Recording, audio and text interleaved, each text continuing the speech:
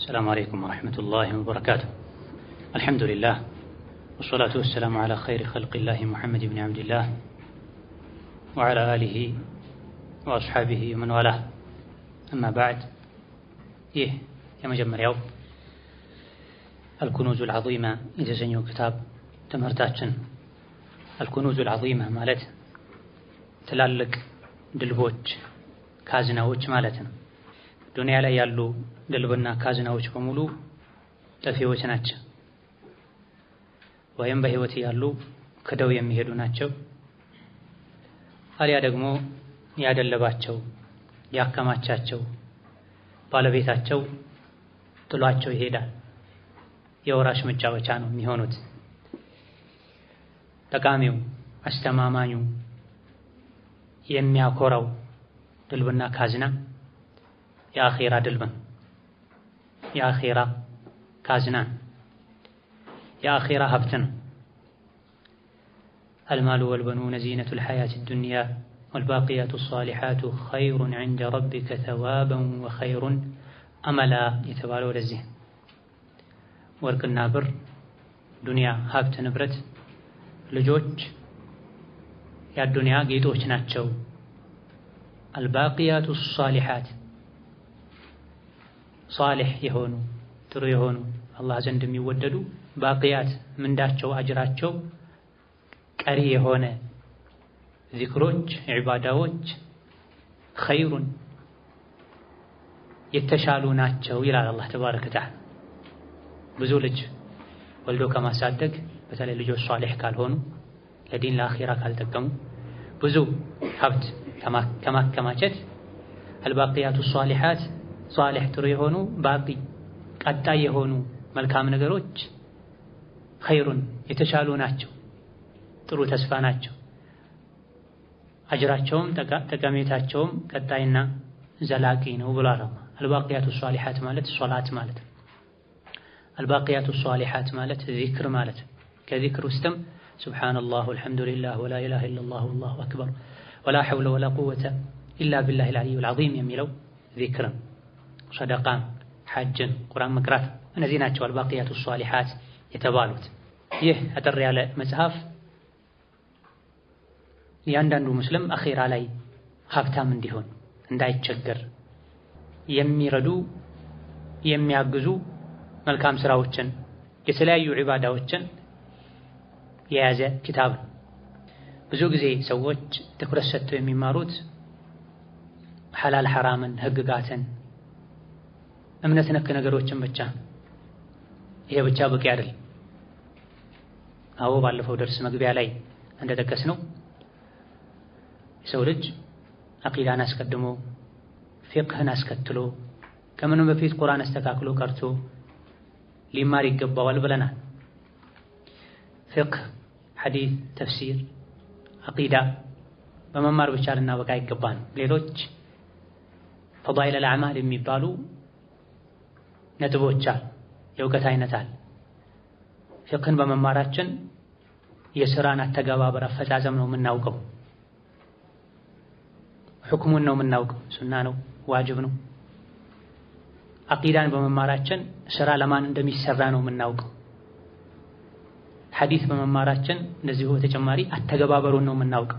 ፈዳኢል አዕማል ስንማር ግን ለየት ባለ መልኩ የተለያዩ ዒባዳዎችን ትሩፋት ነው የምናውቀው። የተለያዩ ዒባዳዎችን ትሩፋት ካወቅን ለመስራት እንነሳሳለን፣ አቅም እናገኛለን፣ እንጓጓለን። ኢብኑል ቀይም ረሕመቱላሂ ዐለይህ አልዋቢሉ ሰይብ የተሰኘ ኪታብ አላቸው።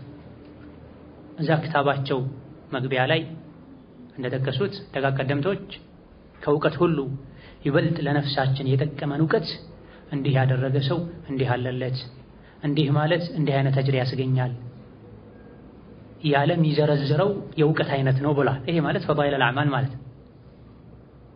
አዱሃን የሰገደ እንደዚህ አይነት አጅር አለው፣ ሌሊት ተነስቶ የሰገደ እንዲህ አይነት አጅር ያገኛል። ጠዋትና ማታ የሚባሉ ዚክሮች የእያንዳንዳቸው አጅር ይሄን ይመስላል ያለ የሚያብራራው እውቀት ነፍሳችን ለማስተካከል ያገዘን እሱ ነው ብላ።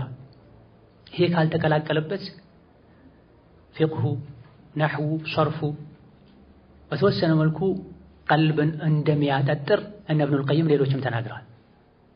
እውቀት ካልሰሩበት ዓላማውን ካላወቁት ወደ ተግባር ካልለወጡት በተወሰነ መልኩ ቀልብ ሊያጠጥር ይችላል። በተለይ አንዳንድ ክርክር የሚበዛባቸው የእውቀት አይነቶች አሉ።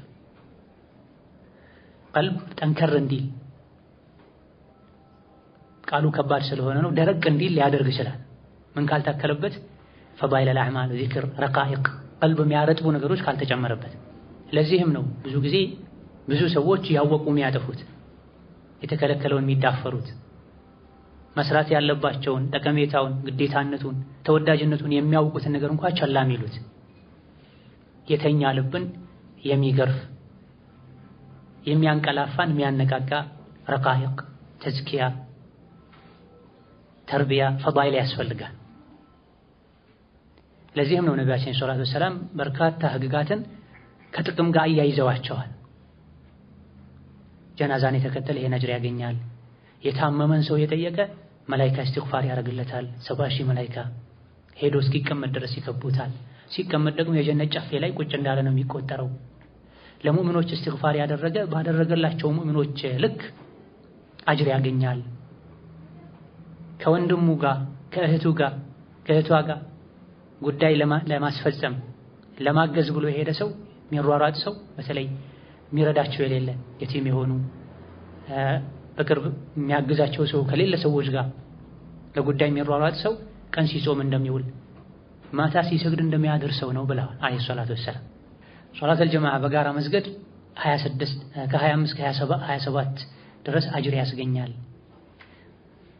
ረመዳንን አምኖ ከአላህ አጅር ፈልጎ የጾመ ያለፈው ወንጀሉን አላህ ይሰርዝለታል። ለይለቱል ቀድርን በዒባዳ ያሳለፈ ያለፈው ወንጀሉን አላህ ይሰርዝለታል። ይሄ እኮ ነው ፈዳኢል የሚባል። ብዙ ጊዜ ፈዳኢልን ሰዎች ለሆነ አይነት አመለካከት አካሄድ ላላቸው ሰዎች ለሆነ አይነት ጀማዓ ለሆነ አይነት ፊርቃ የሚተውበት ሐላል የሥራ ትሩፋት የመልካም ሥራ ትሩፋት ጠቀሜታ የተናገሩት ነብይ ናቸው። ናም ሁሌ እድሜያችን የሚያልቀው በሱ ብቻ መሆን የለበትም። እድሜያችን የሚያልቀውም ህግጋትን በማወቅ ብቻ መሆን የለበትም። ለመተግበር የሚያነሳሱ ነገሮችን ልንጨምርበት ልናከልበት ይገባል። አላህ ራሱ በተከበረው ቃሉ ለመልካም ሥራ ሲያነሳሳ من عمل صالحا من ذكر أو أنثى وهو مؤمن فلنحيينه حياة طيبة ولنجزينهم أجرهم بأحسن الذي كانوا يعملون بله. هي ترغيب فضائل ترفات من ناجر وندمهم سيت بالله يأمنه መልካም ሥራ የሰራ በአዱንያ ጥሩ ህይወትና ኖረዋለን የተረጋጋ ሰላም የተሞላበት መጨናነቅ መረበሽ የሌለበት። አኺራ ላይ ደግሞ ምንዳውን ዱንያ ላይ ይሰራው ከነበረው ስራ በብዙ ጥፍ የሚሻል አድርገን እንሰጠዋለን ይላል። ስለዚህ በአዱንያ ደስተኛ ሆናችሁ መኖር ከፈለጋችሁ አኺራ ላይ እጥፍ ድርብ የሆነ ምንዳ ጀዛ ማግኘት ከፈለጋችሁ መልካም ሥራን አብዙ ያለን ነው አላህ። ለመልካም ሥራው እንድንነሳሳ ዱንያዊም አኺራዊም ጥቅሙን እየነገረን ነው። መልካም ሥራ ኸይር ወንጀል መተው ዱንያ ላይ የሰላም ህይወት ለመኖር ያግዛል። ወንጀል የማይሰራ ግዴታን በአግባቡ የሚወጣ ሰው አይረበሽም፣ አይጨናነቅም፣ ምድር አጠበው ባገኘው ነገር ተብቃቅቶ ይኖራል። ወንጀል የሚያበዛ ሰው አላህ የሚያስቆጣ ሰው ዱንያ ላይ ሁሉ ነገር ተሟልቶለት ሳለ መኖር ያስጠላዋል፣ ይረበሻል፣ ይጨናነቃል። ለምን እንደጨነቀኝ ለምን እንደደበረኝ አላውቅም ይላል። ወንጀል ነው የሚያስደብረው፣ የሚያበሳጨው፣ የሚያጨናንቀው።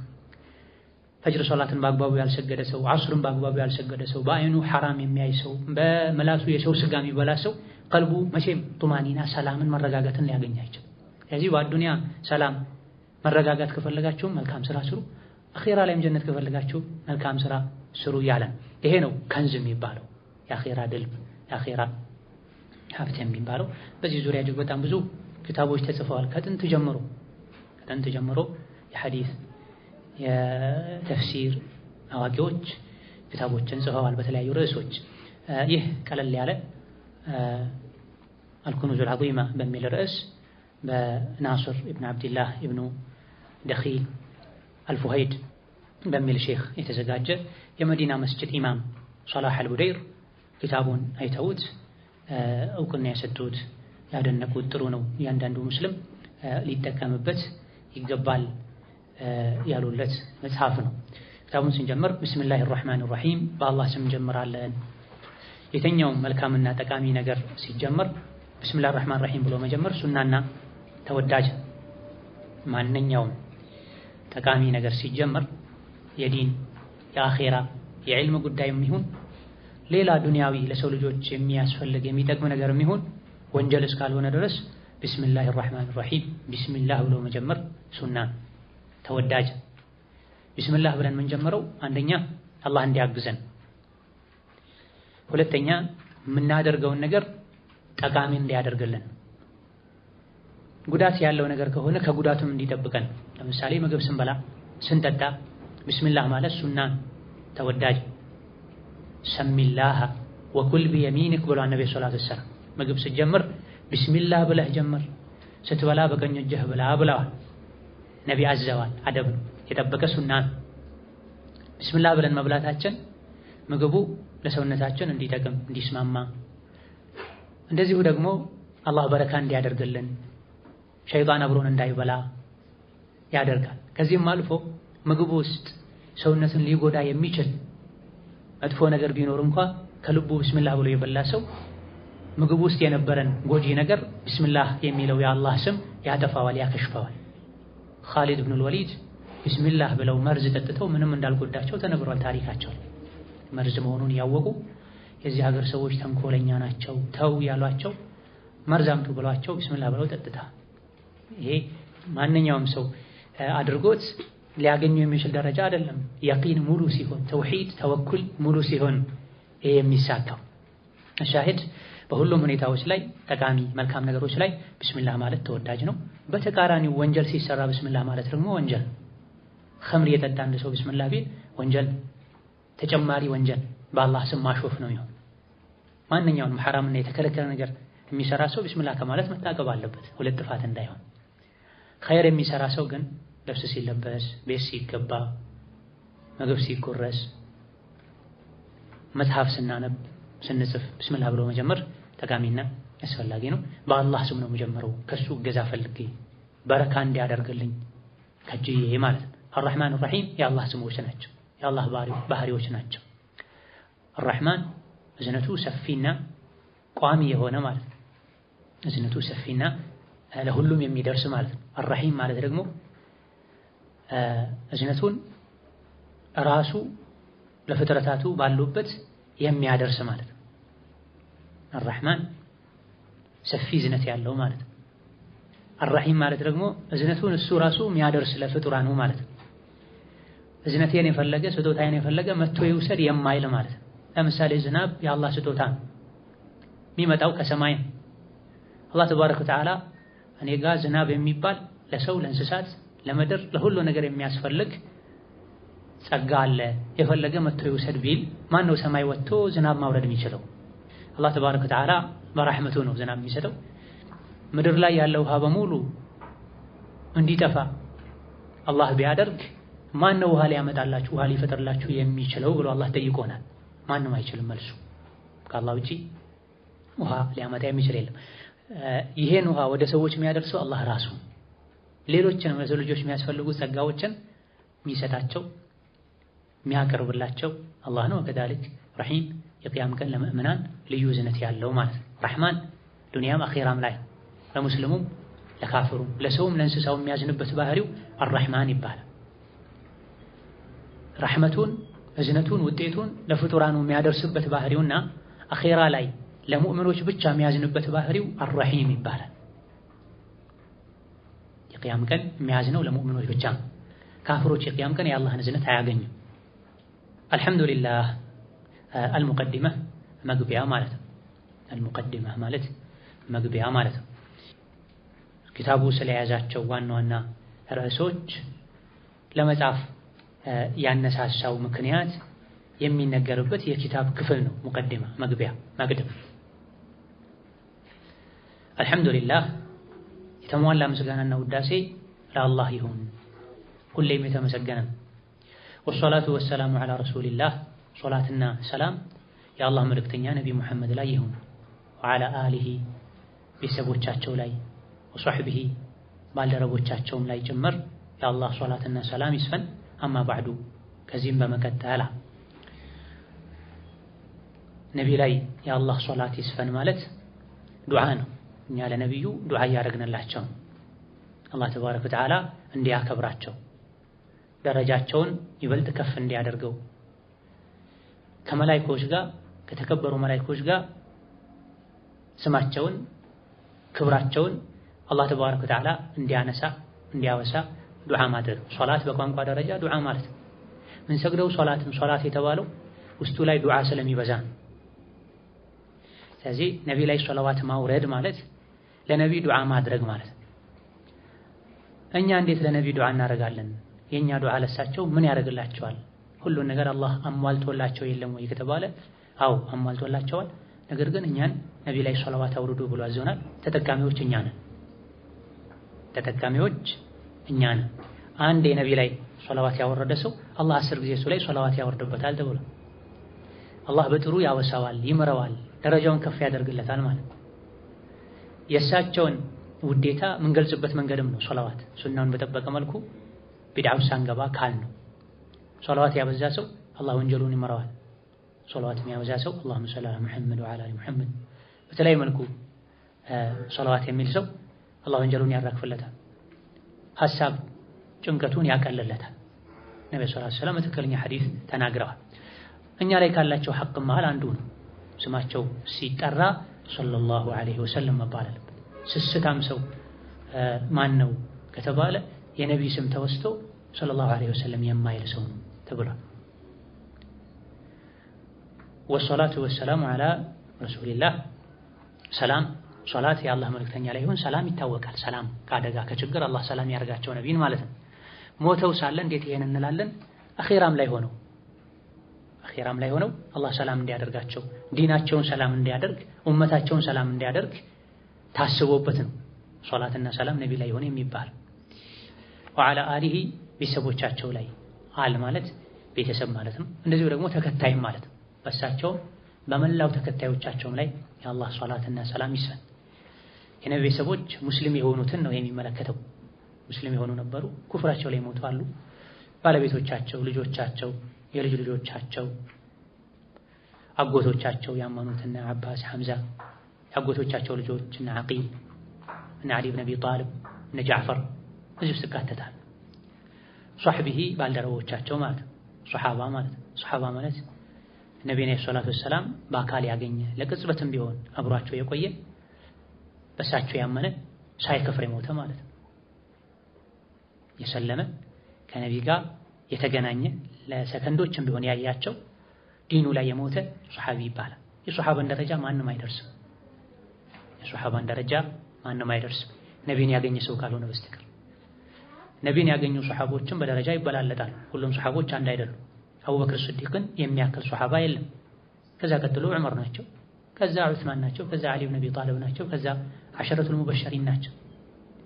ሁሉንም ሱሐቦችን ልንወድ ልናከብር ስማቸው ሲጠራ ረዲየላሁ ዐንሁ ረዲየላሁ ዐንሃ ረዲየላሁ ዐንሁ አላህ ስራቸውን ይውደድላቸው፣ አላህ ይዘንላቸው፣ እስላምን ወደኛ ስላደረሱ አላህ ጀዛቸውን ይክፈላቸው ልንል ይገባል። ወደ ተለያየ ሀገር ተጉዘው ተሰራጭተው እስላምን ያሰራጩ ሱሐቦች ናቸው። ነብዩ ሰለላሁ ዐለይሂ ወሰለም መካና መዲና ላይ ነው ዲንን ያስፋፉት። ከዛ በኋላ ወደ የመን፣ ወደ ኢራቅ፣ ወደ ፍልስጤም የሚገባበትን መንገድ አመቻችተው ለአቡበክር ስዲቅ አስረክበው ነው የሄዱት። አቡበክር ስዲቅ ዘመን ኢራቅ ሀገር ወደ እስላም ገብተዋል። ሶሪያ አካባቢም ተጀምሯል። በዑመር ዘመን አብዛኞቹ የአረብ ሀገሮች ወደ እስላም ገብተዋል። ዑስማንም ይሄው ላይ ቀጥለዋል። ለዓሊ ያቀብለዋል፣ ዓሊ ለሙዓዊያ ያቀብለዋል፣ ሙዓዊያ ለልጆቻቸው ያቀብለዋል። በዚህ መልኩ ነው ከምስራቅ እስከ ምዕራብ እስላም የደረሰው። የተለያየ ሀገራት ላይ ሄደው የሞቱ እዛው የተከበሩ ሱሐቦች አሉ። እንዴት መካን ተዚህ መተሃል ሲሏቸው ሰውን የሚያጸድቀው ጻድቅ ሰው ትክክለኛ ጥሩ ሰው የሚያደርገው ቦታ አይደለም ስራው ነው እምነቱ ነው ብላ መካ ስለኖሩ ብቻ ጥሩ ሰው አይኮን፣ መዲና ስለኖሩ ጥሩ ሰው አይኮን፣ ሌላ ሀገር ስለኖሩ ብቻ መጥፎ ሰው አይኮን። ሰውን ጥሩ መጥፎ የሚያደርገው እምነቱ፣ ተግባሩ፣ ስነ ምግባሩ እንጂ ያለበት ሀገር አይደለም። አቡ ለሀብ መካ ነበር ነው፣ አቡ ጃህል መካ ነበር ነው። ነገር ግን መካ መኖራቸው አልጠቀማቸው። ሱሐቦች የሥራ ሰው ነበሩ። ለሥራ የተለያየ ሀገር ሄደው እዛው ሞተው ልጆቻቸውን የልጅ ልጆቻቸውን እዛው ተክተው ኖረዋል። ረዲየላሁ ዐንሁም አጅመዒን። አማ በዕድ ከዚህ በመቀጠል ከመግቢያው ከበስመላው በመቀጠል ፈለማ ካነት ስለሆነ አዕማሩ ኡመቲ ነቢይና ሙሐመድን ሰለላሁ ዐለይሂ ወሰለም የነቢዩ ኡመት ዑምሩ ዕድሜው ስለሆነ ቀሲረተን አጭር ስለሆነ ማ በይነ ሲቲን ከ60 ኢለ 70 እስከ 70 ብቻ ስለሆነ ማ በይነ አሲቲን ከ60 ኢለ 70 እስከ 70 ስለሆነ ሰነተን ዕድሜ ወቀሊሉን ጥቂቶች ስለሆኑ መን የተጃወዙ ዛሊከ ከዚህ የሚያልፉት ከ60 እስከ 70 ነው አብዛኛው የነቢዩ ኡመት የሚኖረው። ከዚህ የሚያልፉ ከ70 የሚያልፉ ከ60 የሚያልፉ ቀሊል በጣም ጥቂቶች ናቸው። ፈኢነላህ አላህ የነቢዩ ዕድሜ የነቢዩ ኡመት ዕድሜ አጭር ስለሆነ ፈኢነላህ ስለዚህም አላህ ሀየአ ለሁም ለነቢዩ ኡመት ፈጠረ አመቻቸ ሚነል አዕማሊ ሷሊሐቲ መልካም ስራዎችን ሚነል አዕማሊ ሷሊሐቲ መልካም ስራዎችን ፈጠረ አመቻቸ አልቀውልያ በቃል የሚባሉ ወልፊዕልያ በአካላት የሚተገበሩ የሚሰሩ የተለያዩ ስራዎችን ፈጠረላቸው አመቻቸላቸው ደነገገላቸው። ወረተበ ዐለይሃ ለእነዚህ ስራዎችን መደበላቸው ኡጁረን ምንዳዎችን ዐዚመተን ትልልቅ ምንዳዎችን የርተቂ ቢሀል ሙእሚኑ ሙእሚን ከፍ የሚልባቸው ደረጃቲን ዓሊየቲን ከፍ ያሉ የጀነት ደረጃዎች ላይ የርተቂ የሚወጣባቸው የርተቂ ቢሀል ሙእሚኑ በእነዚህ መልካም ስራዎች በምንዳዎቻቸው ምክንያት ሙእሚን እንዲወጣ የሚያደርጉ ደረጃቲን ዓሊያ ከፍ ወዳሉ ደረጃዎች ፊል ጀነት ጀነት ውስጥ ወሃዳ ነገር ግን መልካም ስራዎችን ሰርቶ በምንዳው የጀነት ደረጃዎች ላይ መውጣት የሚቻለው መስፈርቱ ሲሟላ መሽሩጡን ቢልኢማን በአላህ ከማመን ጋር ከሆነ ወልኢኽላሱ ሊላህ የሚሰሩትን ስራ ለአላህ ብቻ ከማጥራት ጋር ከሆነ ለዝና ለጉራ ሳይሆን ወአዳኢል ፈራኢድ ፈርድ ግዴታ የሆኑ ነገሮችን ከመስራት ጋር ከሆነ ወጅቲናቢል ከባኢሪ ከበባድ ወንጀሎችን ከመራቅ ጋር ከሆነ ነው። ብዙ ሰዎች አንዳንድ የመልካም ስራ ምንዳዎችን ሲሰሙ ይጓጉና ይሄን መልካም ስራ መስራት ይጀምራሉ። ነገር ግን በሌላ በኩል ወንጀሎችን አላህ የከለከላቸው ነገሮችን ይዳፈራሉ። ዋጅብ የሆኑ ዒባዳዎችን ይተዋሉ። በመልካም ስራ ምንዳ ጀነት ደረጃ ላይ ከፍ ማለት የሚቻለው በሸርጥ ነው፣ በመስፈርት ነው፣ በቅድመ ሁኔታ። ቅድመ ሁኔታው መስፈርቱ በአላህ ማመን፣ ስራውን ለአላህ ብቻ ብሎ መስራት፣ ግዴታን መወጣት፣ ሐራምን መተው። ይህን ይህ አይነቱ መጽሐፍ የመልካም ስራ ትሩፋቶችን የመልካም ስራ አይነቶችን የሚዘረዝር መጽሐፍ ካስፈለገበት ምክንያት አንዱ የነቢዩ ኡመት ዕድሜው የተገደበ ነው። አዕማሩ ኡመቲ ነቢይና ሙሐመድ ቀሲራ የነቢዩ ኡመት አብዛኛውን ጊዜ ዕድሜው አጭር አብዛኛው ለማለት ማ በይነ 60 ኢለ 70 ከ60 እስከ 70 ማ በይነ 60 ኢለ 70 ሰነተን ከ60 እስከ 70 ዓመት ነው የነቢ ዓመት የነቢ ኡመት ዕድሜው አብዛኛውን ጊዜ። የነቢ ኡመት ሲባል የሙስሊሙ ብቻ ለማለት አይደለም፣ ከነቢ ከተላኩ በኋላ የነበረው ህዝብ ለማለት ነው። ነቢ ከተላኩ በኋላ ያለው የሰው ልጅ አብዛኛው ዕድሜው ከ60 እስከ 70 ሙስሊሙም ካፍሩ ወንዱም ሴቱም ተቀራራቢ። የወንዶች የሴቶች ዱንያ ላይ የሚቆዩት ዕድሜያቸው በተወሰነ መልኩ ሊለያይ ይችላል፣ እንደ ሀገርም ሊለያይ ይችላል። ነገር ግን ምንም ቢረዝም ከመቶ 120 ከመቶ 30 አያልፍ። ከመቶ 120 ከመቶ 30 አያልፍ። በጣም አልፎ አልፎ 130 170 ኖረ ሊባል ይችላል። ነገር ግን መኖር አይባልም። በቆም ያሉ የመሞት ያክል በህይወት ያሉ የመሞት ያክል የሚከብድ ነው። ሰው ያንቀሳቀሳቸው የሚያስፈልጋቸውን ነገር ሰው ያሟላላቸው ነው የሚኖሩት። ከድሮ ህዝቦች አንፃር የነቢዩ ኡመት ዕድሜው አጭር። የድሮ ህዝቦች በአደም በኑህ በሁድ በእነ ሱለይማን ዘመን ይኖሩ የነበሩ ሰዎች 1000 ዓመት 1200 1300 ዓመት 600 700 ዓመት ይኖሩ ነው። ኑህ አለይሂ ሰላም ዳዕዋ ብቻ ያደረጉ 950 ዓመት ኖረዋል። ነብዩላህ ኑህ የመጀመሪያው ረሱል ዳዕዋ ብቻ ያደረጉ ወደ አላህ ብቻ የተጣሩ 950 ዓመት ኖረዋል። ወለቀድ አርሰልና ኑሐን ኢላ ቀውሚሂ ፈለቢተ ፊህም አልፈ ሰነተን ኢላ 50 ዓማ ፈአኸዘሁም ጡፋኑ ወሁም ዛሊሙን እንደሚለው ሱረቱ አልዐንከቡት 14 ላይ ኑህን ወደ ህዝቦቹ ላክነው አላህን አምልኩ በሱ አታሻርኩ የሚል ሲሆን 1000 ዓመት ሲያስተምር ቆየ። 1000 ዓመት ለመሙላት 50 ዓመት የሚጎድለው ብለዋል። ረሱል ከመሆናቸው በፊት የኖሩት ዓመት አለ፣ የኖሩት እድሜ አለ። ህዝቦች እምቢ ብለው 1000 ዓመት ዳዕዋ ተደርጎላቸው እምቢ ካሉ በኋላ አላህ አጥፍቷቸው ከዛ በኋላ ኑህ የኖሩት እድሜ አለ። 200 ዓመት ተብለዋል፣ 300 ዓመት ተብለዋል። ከ1200 ከ1300 ዓመት አካባቢ ኖረዋል ማለት ነው ኑህ።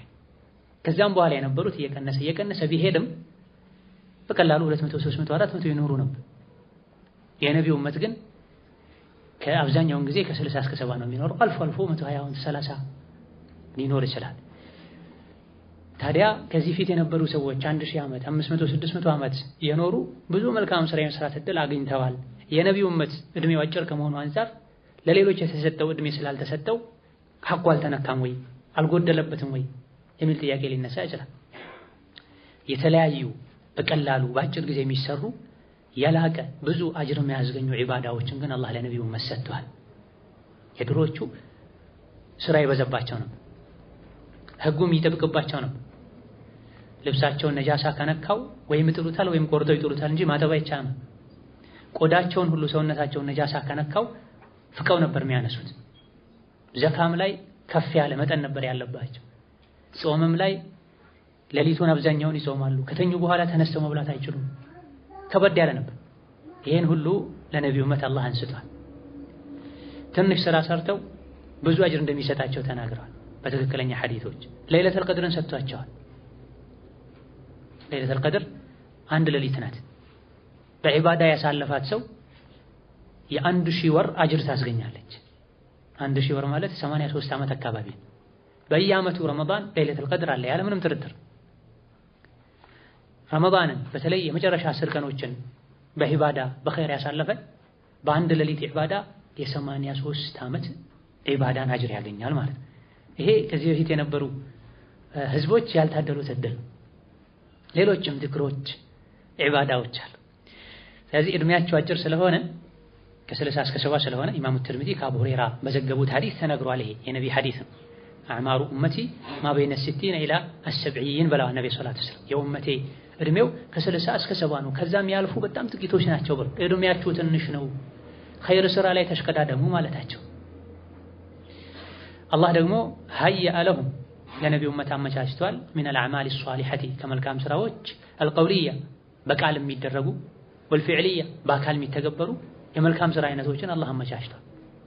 ሶላት ፈርድም ሱና፣ ጾም ፈርድም ሱና፣ ሐጅ ፈርድም ሱና፣ ዑምራ እንደዚሁ፣ ዘካ፣ ሰደቃ በቃል የሚባሉ ዚክር፣ ዱዓ፣ ቁርአን፣ ሰውን በመልካም ነገር ማዘዝ ከመጥፎ መከልከል፣ ሐቅን ኸይርን ማስተማር፣ ይሄ በሙሉ ቀውሊ በቃል የሚደረግ ዒባዳ።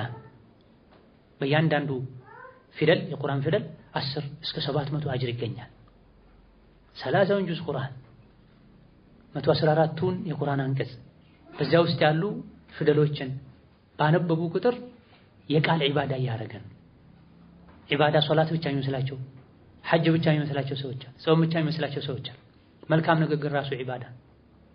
መንገድ የሄዱ ዕቃ ከብዶት የተቸገረ ያለን ሰው አግኝቶ አንዱን ሊያዝልህ ብለው መያዝ ማድረስ ዒባዳ። መንገድ ላይ ሰውን አዛ ሊያደርግ ሊያደናቅፍ ሊያንዳልጥ የሚችልን ነገር አንስቶ ወደ ጎን መጣል ዒባዳ። መንገድ የጠፋውን ሰው ሲጠይቀን በትህትና በዚህ ጋር ሂድ ብሎ ማመላከት ዒባዳ። ከሰው አልፎ እንስሳትን ውሃ ማጠጣት ዒባዳ። ራሳችንን ካከነየትንበት ለራሳችን ጥቅም ብርታት ብለን እንቅልፍ መተኛት ዒባዳ። አቅም ላገኝ በጊዜ ተኝቼ ሌሊት ተነስቼ ልሰግድ ካለን ዒባዳ። ነገ ልጾም ስለሆነ እንዳይደክመኝ ስሑር ልብላ ካለን ዒባዳ ነው፣ አጅር ያስገኝ። ከተነየተ በዙሪያችን ያሉ የሚገጥሙን ነገሮች ሁሉ ዒባዳ ናቸው። አብዱላህ ኢብኑ መስዑድ ሌሎችም ሰሐቦች እኒ አሕተሲቡ ነውመቲ ከማ አሕተሲቡ ቀውመቲ ብለው እኔ በመተኛቴም አጅር አገኛለሁ ብዬ ተስፋ አደርጋለሁ፣ በመስገዴ አጅር አገኛለሁ ብዬ እንደማስበው ብለው። የምንበላው ለሌላ ዒባዳ አቅም ለማግኘት እስከሆነ ድረስ ፊዕልያ የሚባሉት ይሄ የድርጊት የተግባር ማለት የታመመን ሰው መጠየቅ፣ ዘመድ ለመጠየቅ መሄድ፣ የተሳሳተን ሰው ለመምከር መሄድ፣ የተለያዩ በጉልበት የሚሰሩ ስራዎችን መስራት፣ ሌሊት መስገድ፣ ሐጅ ማድረግ፣ 5 ወቅት ሶላትን በአግባቡ መስገድ፣ የቤተሰብን ሐቅ መወጣት፣ ልጆችን መንከባከብ፣ ሚስት ባሏን መንከባከቧ፣ ባል ሚስቱን ልጆቹን ለመንከባከብ መስራቱ መድከሙ ዒባዳ። ማህድ የሆነ ዒባዳ አለ ለአላህ ብቻ ተብሎ ለአኺራ ብቻ ተብሎ አላህ አድርጉ ብሎ ስላዘዘ ነቢ አድርጉ ብለው ስላዘዙ ብቻ የሚደረግ ዒባዳ አለ። እኛ ለመኖር ብለን ህይወት አስገድዶን የምናደርገው ነገር አለ ከተነየተበት ዒባዳ ይሆናል። ቅድም እንደጠቀስን ቤት ውስጥ የሚደረጉ ነገሮች ሁሉ አጅር አላቸው፣ ዒባዳ ናቸው። ወረተበ ዐለይሃ በእነዚህ የቃል የተግባር መልካም ስራዎች ዒባዳዎች ላይ አላህ ተባረከ ወተዓላ መድቦላቸዋል ኡጁረን ዐዚመተን ትልልቅ ምንዳዎች። አልኩኑዙል ዐዚም የተባሉት እነዚህ ናቸው። ኡጁረን ዐዚመተን ታላላቅ ምንዳዎችን ለነዚህ ስራዎች መድቧል። ይሄን ያደረገ እንዲያገኛል፣ ይሄን ያደረገ ይሄ ያለለት ተብሏል። የርተቂ ቢሃ በእነዚህ መልካም ስራዎች ምክንያት ይወጣል አልሙእሚኑ ሙእሚን የሆነ ሰው ደረጃቲን ዓሊያ ፊል ጀነ ጀነት ውስጥ ከፍ ያሉ ደረጃዎች ላይ መውጣት ይችላል። ጀነት የሚገባው በኢማንና በአላህ ትሩፋት። ጀነት ውስጥ ከተገባ በኋላ ደግሞ ደረጃ የሚለየው የሚመደበው የሚገደበው በስራ ይሄ ልብ መባል አለበት። የጀነት ሰዎች ጀነት የሚገቡት በሙስሊም በሙእምንነታቸው የአላህ ረሕመት ጋር ሆኖ ነው የሚገቡት። በሙእምንነት ብቻም ጀነት አይገባም። የአላህ ትሩፋት ያስፈልጋል። የአላህን ትሩፋት አግኝቶ ጀነት ለመግባት ደግሞ ኢማን ያስፈልጋል። ኢማን ኢስላም ኖሮት የአላህ ትሩፋት ደርሶለት ጀነት የገባ ሰው ጀነት ከገቡ በኋላ የጀነት ደረጃዎች ላይ መውጣት የሚቻለው በመልካም ስራ ልክ ነው። ጀነት ባዶ ሜዳ ነብዩ ሰለላሁ ዐለይሂ ወሰለም እንደተናገሩት መሬቱ ለም የሆነ ባዶ ሜዳ ናት ጀነት። ጀነት ውስጥ የሚዘራው የሚተከለው እዚህ ዱንያ ላይ ዒባዳ በማድረግ ነው ብሏል በማዕና الحديث ኢብኑ ከቲር ሌሎችም ሐሰን ባሉት ሐዲስ ነብዩ ሰለላሁ ዐለይሂ ወሰለም ኢስራና ሚዕራጅ ላይ ነብዩላህ ኢብራሂምን 7ኛው ሰማይ ላይ አግኝተዋቸዋል። ኢብራሂም አለይሂ ሰላም ለነብዩ ኡመት ሰላምታ ልከዋል። አቅሪ ኡመተከ ሚኒ የሰላም ኡመትህን ሰላምታ ንገርልኝ ከኔ አድርስልኝ። ለኡመቶችህ ደግሞ ለተከታዮችህ ለአማኞች ንገራቸው ጀነት ማለት ለም የሆነች ባዶ መሬት ናት። እዛ አትክልቱ ፍራፍሬው እዚህ ዱንያ ላይ በሚሰራ ዒባዳ ነው የሚተከለው። ተክሏ ሱብሃንአላህ ወልሐምዱሊላህ ወላ ኢላሃ ኢለላህ ወላሁ አክበር ወላ ሐውለ ወላ ቁወተ ኢላ ቢላሂል ዐሊይል ዐዚም የሚለው ዚክር ነው ብለህ ንገራቸው ብለው ነብዩላህ ኢብራሂም መልእክት ልከዋል። የነቢያችን ሙሐመድ አባት አለይሂ ሰላቱ ወሰላም። ኢዘን ጀነት ውስጥ ሙእሚን በመሆናችን ሙስሊም በመሆናችን እንኳን እንደምንም ጀነት ብንገባ ቢፈድሊላህ ጀነት ውስጥ ከገባን በኋላ የሚኖረን ደረጃ ይበላለጣል። የጀነት ሰዎች በመካከላቸው ሊኖር የሚችል የደረጃ መራራቅ ከሰማይ ምድር ያክላል ተብሏል። በሁለት የጀነት ሰዎች መሃል ያለው የማዕረግ የደረጃ ርቀት ከምድር ሰማይ ያክላል ተብሏል።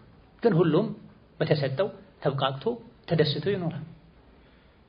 እንደ ዱንያ የበታችነት የማነስ ስሜት አይሰማም ጀነት ስለሆነ። ነገር ግን የሰሩ ሰዎች በስራቸው ደረጃ ይበላለጣል። ለዚህም ነው ቢማ ኩንቱም ተዕመሉን ይባል። ተሰሩት በነበረው ስራ ምክንያት ግቡ ጀነት፣ ብሉ ጠጡ እንደፈለጋችሁ ነው ይባላል። የጀነትን ማዕረግ ደረጃ ከስራ ጋር አላህ ያይዞታልና ሙእሚን ዱንያ ላይ በሰራው መልካም ስራ ምንዳ የጀነት ደረጃዎች ላይ ይወጣል። ደረጃት ዓሊያ ከፍ ያሉ ደረጃዎች። ትንሽ ወጥቶ እዛው ይኖራል፣ መካከለኛ ደረጃ ላይ ወጥቶ ይኖራል፣ እስከ ጫፍ የሚወጣ ሰው። የጀነት ደረጃዎች በቁርአን አንቀጾች ልክ ናቸው ተብሏል። የጀነት ደረጃዎች በቁርአን አንቀጾች ልክ ናቸው ተብሏል። የቁርአን አንቀጾች ብዛታቸው 6236 ነው። የጀነት ደረጃዎችም 6236 ናቸው ማለት ነው። ይሄን እናታችን አይሻ ረዲየላሁ ዐንሃ ከቀደምቶች ከዛ በኋላ ከነበሩትም እና አቡ ሱለይማን አልኸጣቢ ሌሎችም ተናግረዋል። የጀነት ደረጃዎች በቁርአን አንቀጾች ልክ ናቸው። ከየት ወስደው ነው ይሄ? ነብዩ ሰለላሁ ዐለይሂ ወሰለም ዱንያ ላይ ቁርአንን ይቀራ ይሐፍዝ ይሰራበት የነበረ ሰው የቂያም ቀን የጀነት ደረጃ ላይ ውጣ፣ ቁርአንም ቅራ፣ ዱንያ ላይ ትቀራ እንደነበረው የጀነት ደረጃ የሚሆነው የጀነት ደረጃ ላይ መውጣት የምታቆመው መቅራት ስታቆም ነው። የመጨረሻ ደረጃ የመጨረሻ ቅርአትህ ነው መቆሚያህ ነው ይባላል ብሏል ነብዩ ሰለላሁ ዐለይሂ ወሰለም። መቅራት እስካላቆመ ድረስ ይወጣል አሉ ነብዩ ሰለላሁ ዐለይሂ ወሰለም። ቁርአንን 6236ቱን አንቀጽ ሙሉ የቀራ የሰራበት ሰው መቅራቱ ብቻ አይደለም ዋናው መስራቱ የሰራበት ሰው እስከ መጨረሻ ይወጣል ማለት ነው። የቁርአን አንቀጾች የሚያበቁት በዚህ በ6236 ከሆነ የጀነት ደረጃዎችም በዛ ነው የሚያበቁት ማለት ነው። ይህ ደረጃ የሚገኘው በመስራት በመልፋት ቁርአን መቅራት ዒባዳ ነው ብለናል ቅድም። ቁርአን መቅራቱ ለሌሎች ዒባዳዎችም ስለሚያነሳሳ፣ ነገር ግን ይህ የጀነት ደረጃ ላይ በመልካም ስራዎች ምንዳ አማካኝነት መውጣት የሚቻለው መልካሙን ስራ የሚሰራው ሰው ሙእሚን ከሆነ من عمل صالحا من ذكر أو أنثى وهو مؤمن ወንድም ይሁን ሴት አረብም ይሁን አጀም ሀብታምም ይሁን ድሃ ቀይም ይሁን ጥቁር በአላህ አምኖ መልካም ስራ ከሰራ በዱንያ የሰላም ህይወት እናኖረዋለን፣ አኺራ ላይ ደግሞ ምንዳውን እጥፍ ድርብ አድርገን እንሰጠዋለን ይላል አላህ ተባረከ ወተዓላ። መሽሩጡን ቢልኢማኒ ወልኢኽላስ ሊላህ በአላህ ያላመነ ሰው ካፍር የሆነ ሰው ወይም ያከፍሩ ነገሮችን የሚሰራ ሰው ሰደቃ ቢሰጥ የተለያዩ አቅመ ደካሞችን ቢረዳ ጾም ደስ ይለኛል ብሎ ቢጾም ሶላት ቢሰግድ ዋጋ አይኖርም። ቀድሞ ኢማንን ማስተካከል ያስፈልጋል። ኢኽላስ ደግሞ መኖር አለበት። የሚሰሩትን መልካም ስራ ቁርአን ስንቀራም ይሁን ሌሊት ሱና ሶላት ስንሰግድም ይሁን ፈርድም ይሁን ስንጾምም ይሁን ሰደቃ ስንሰጥም ይሁን ለጉራ መሆን የለበትም፣ ለመታየት መሆን የለበትም፣ ለመደነቅ መሆን የለበትም፣ ሰው ስላደረገ ብለን መሆን የለበትም። በኢኽላስ መሆን አለበት። አላህ አጅር እንዲሰጠኝ ለቂያም ቀን እንዲጠቅመኝ አላህ አድርጉ ብሎ ስላዘዘ የጌታዬን ትእዛዝ ለመፈጸም እንጂ ሰዎች ቢያዩኝ ባያዩኝ ቢያደንቁኝ ባያደንቁኝ አፈር ናቸው፣ ወደ አፈር የሚመለሱ ናቸው። የቂያም ቀን ሚዛኔ አንድ ሐሰናት ጎድሎት ስጡኝ ብላቸው ማይሰጡ ናቸው። ወደ እሳት መላእክቶች ሲወስዱኝ መልሱት ብለው ተከራክረው ሊያስመልሱኝ ማይችሉ ናቸው። የኔ ብጤ ደካማ ናቸው። ምን ስለሆነ ነው ለሰዎች ብዬ ኸይር ስራ መስራት እንዲያዩልኝ እንዲያደንቁኝ መፈልገው? ከመልካም ስራ አንፃር ሰውም እንስሳም አንድ ነው።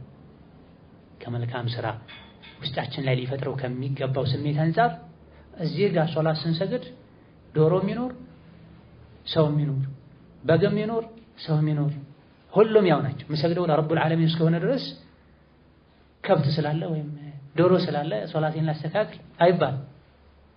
ልክ እንደዚሁ ፊት ለፊቴ ትልቅ ሰው አለ፣ ትንሽ ሰው አለ፣ ማውቀው ሰው አለ፣ ማላውቀው ሰው አለ።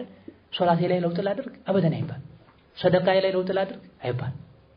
ግንኙነት ቀጥታ ከአላህ ጋር ብቻ መሆን አለበት። ኢኽላስ የሚባለው ይሄ ስራን ለአላህ ማጥራት ማለት አላህ ስገዱ፣ ጾሙ፣ ኸይር ስራ ስሩ ብቻ ሳይሆን ያለን መልካም ስራውን ኸይር ስራውን ለሱ ብቻ እንድናደርገው ማዘውናል። ወማ ኡሚሩ ኢላ ሊዕቡዱላህ ሙኽሊሲነ ለሁ ዲነ ሑነፋ መስገዱን መጾሙን ሰደቃ መስጠቱን ለአላህ ብቻ እንድናደርገው አላሁ ተዓላ አዟል። ወከዛሊክ ወአዳኢል ፈራኢድ ፈርድ የሆኑ ግዴታ የሆኑ ዒባዳዎችን ከመተግበር ጋር መሆን አለበት።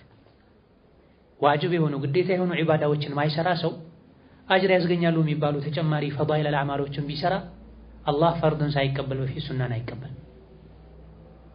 ፈርድን ግዴታን ሳይቀበል በፊት ሱናን አይቀበል። ስለዚህ የመልካም ስራ የሚያጓጉ አጅሮችን ማግኘት ከፈለገን ቀድመን አላህ ግዴታ ያደረገውን ነገር እንወቅ። ካልሆነ ከስሜት ጋር የሄደውን የመረጡ መከተል ነው የሚሆን። ሰው ያደረገውን ነገር ማየት ነው የሚሆን። ወኢጅቲናብል ከባኢር ከባባድ ወንጀሎችንም ከመራጋ መሆን አለበት። ከባባድ ወንጀሎችን ሳይርቁ መልካም ስራ መስራት ልፋት ነው። የምንሰራው ወንጀል የመልካም ስራውን አጅር አጥቦ ያስወግደዋል። መልካም ስራ መስራታችንን ብቻ ሳይሆን ማየት ያለብን መልካም ስራን የሚደመስሱ ነገሮች አሉ። ከባኢረ ዙኑብ ይባላል፣ ከባባድ ወንጀሎች ይባላል። በአላህ ማሻረክ፣ ወላጆችን መበደል፣ በውሸት መመስከር፣ ንጹህ የሆኑ ሰዎችን በዝሙት መጠርጠር፣ ድግምት መሰል የሆኑ ከባባድ ወንጀሎች አሉ። ቁጥራቸው ብዙ ይሆን የአላህን ርግማን የሚያመጣ ይሄን ያደረገ ከኔ አይደለም ያሉበት ነብዩ ሰለላሁ ዐለይሂ ወሰለም የሥራ አይነት በሙሉ ከባይረ ዝኑብ ይባል። እነዚህን ካልተጠነቀቁ ኸይሩን ስራ መስራቱ ብቻ ጥቅም የለው። በአንድ በኩል መልካም ስራ እየሰሩ በሌላ በኩል ወንጀል የሚሰሩ ከሆነ በአንድ በኩል እየገነቡ በሌላ በኩል ቤት እንደማፍረስ ነው የሚሆነው። ኸይር ስራ ወንጀልን አጥቦ እንደሚያስወግደው ሁሉ ወንጀል ሲደጋገም ሲበዛም መልካም ስራን ዋጋ እንዳይኖረው ያደርጋል፣ ይሰርዛል። ይሄ በግልጽ ሐዲስ ተነግሯል። ነብዩ ሰለላሁ ዐለይሂ ወሰለም ከኡመቴ ውስጥ ከእናንተ ውስጥ ድሃ የሚባለው ምን አይነት ሰው ነው ብለው ሰሃቦችን ጠየቋቸው። ሰሃቦች ድሃ ማለት ከኛ ውስጥ ቤት የሌለው የቤት ዕቃ የሌለው ሰው ነው አሏቸው። ወርቅ ብር ቤት ውስጥ መገልገያ ጥሩ ጥሩ ዕቃዎች የሌለው ሰው ድሃ ይባላል። ነብዩ ሰለላሁ ዐለይሂ ወሰለም አይ ይሄ እንኳን የዱንያ ድህነት ሊባል ይችላል፣ ነገ ሊመጣ ሊተካ ይችላል። ከኔ ኡመት ውስጥ ድሃ የሚባለው የቂያም ቀን የጾም የሰደቃ የሶላት የሐጅ የሌሎችንም መልካም ስራዎችን ምንዳዎችን አጅሮችን ይዞ አላህ ፊት ሲቆም የተለያዩ ዱንያ ላይ የበደላቸው የሰደባቸው የደበደባቸው ህይወታቸውን ያጠፋ የገደላቸው ስማቸውን ያጠፋ ያንቋሸሻቸው ሰዎች ተሰብስበው አላህ ፊት መጥተው ይከሱታል። አላህ ሆይ ዱንያ ላይ ይህ ሰው ሰድቦኛል፣ ዱንያ ላይ ይህ ሰው ገንዘቤን ቀምቶኛል፣ ስሜን አጥፍቶኛል ያሉ ይከሱታል። አላህ ፊት ለከሰሱት ሰዎች እሱ ዱንያ ላይ ከሰራው መልካም ስራ አጅር እየተወሰደ ይሰጣቸዋል። የሶላቱ አጅር ይሰጣል፣ የጾሙ አጅር ይሰጣል፣ የሰደቃው አጅር ይሰጣል። የጾም አጅርም ጭምር እንደሚሰጥ የሚያሳይ ሐዲስ አለ። አንዳንዴ የጾም ትሩፋት ሲነገር ጾም አላህ የኔ ነው ብሏል፣ ጾምን ማንም አይነካም ሊባል ይችላል። ይሄ በፈዳኢል መልኩ የሚባልበት ሁኔታ ሊኖር ይችላል። እንደ ሐዲስ ግን ሷሂህ በሆነ ሐዲስ ላይ የሶላትን የሰደቃን የጾምንም አጅር ጭምር ዱንያ ላይ የበደላቸው ሰዎች ይወስዱበታል። የሚከሱት ሰዎች የበደላቸው ሰዎች ሳያልቁ የሱ መልካም ስራ ካለቀ በእነሱ ወንጀል ተይዞ ጀሃነም ይገባል አለ ነብዩ ሰለላሁ ዐለይሂ ወሰለም። ድሃ የሚባለው ከኡመቴ ይሄ ነው ብላ። ስለዚህ መልካም ስራ ሰርተን ሶላት ሰግደን ጾመን ኸይር ስራ ሰርተን አጅር የምናገኘው አጅር የሚተርፈን ለአኺራ የሚሆነን ከወንጀል ከራቀ በተለይ ከከባባድ ወንጀሎች። ወቀድ ጀመዕቱ ሰብስቤ ያለው አጠናቅሬ ያለው في هذا الكتيب በዚህ ትንሽ ኪታብ መጽሐፍ ማለት ነው። ኩተይብ ከሆነ ትንሽዬ መጽሐፍ ማለት ነው። بعض الأعمال አንዳንድ ስራዎችን الصالحة ጥሩ የሆኑ መልካም ስራዎችን ስራ መልካም የሚባለው አንድ ለአላህ ተብሎ ሲሰራ ነው። ሁለት በነብዩ ሱና መሰረት ሲሰራ ነው። ስራ መልካም የሚባለው አንደኛ ለአላህ ተብሎ ሲሰራ ነው። ለአላህ ብቻና ብቻ ተብሎ ሲሰራ ነው። ሁለተኛ በነብዩ ሰለላሁ ዐለይሂ ወሰለም ሱና መሰረት ሲሰራ ነው። ወልአዝካሪ አንዳንድ ዝክሮችንም ውዳሴዎችን التي يحتاجها المسلم ያንዳንዱ ሙስሊም የሚፈልጋቸው የሚያስፈልጉት في كل وقت በሁሉም ሁኔታ ብዙ የዝክር አይነቶች አሉ። ሁሉንም ዝክር ይህ መጽሐፍ ላይ ባላካተም ለያንዳንዱ ሙስሊም በሁሉም ሁኔታ ላይ በየጊዜው ያስፈልጋሉ የሚባሉ የዝክር አይነቶችንም ያካተተ መጽሐፍ ሰብስቤያለሁ አዘጋጅቻለሁ። ወቅተሰርቱ አብቅቻለሁ ወይም ተገድቤያለሁ على الأحاديث الصحيحة والحسنة صحيحና ሐሰን የሆኑ ሐዲሶችን ብቻ በመጥቀስ ተገድቤያለሁ። ضعيف የሆነ ሐዲስ አልጠቅስም ማለት ነው። صحيحና ሐሰን ተቀራራቢ ነው። የሐዲሱን ደረጃ የሚገልጽ ቃል ነው። የነቢ ሐዲስ ضعيفና صحيح ተብሎ ይከፈላል እንደ ጥናት። የነቢ ንግግር ራሱ ضعيف ሆኖ ሳይሆን ሐዲሱን ያስተላለፉ ሰዎች ያስተላለፉበት መንገድ ታይቶ የነቢ ሐዲስ ነው ቢባልም ተጣርቶ አንዳንዴ ላይሆን ይችላል፣ ትክክል ላይሆን ይችላል፣ ደካማ ሊሆን ይችላል፣ የተሰረዘ ሊሆን ይችላል፣ የተከሰሰ ሊሆን ይችላል።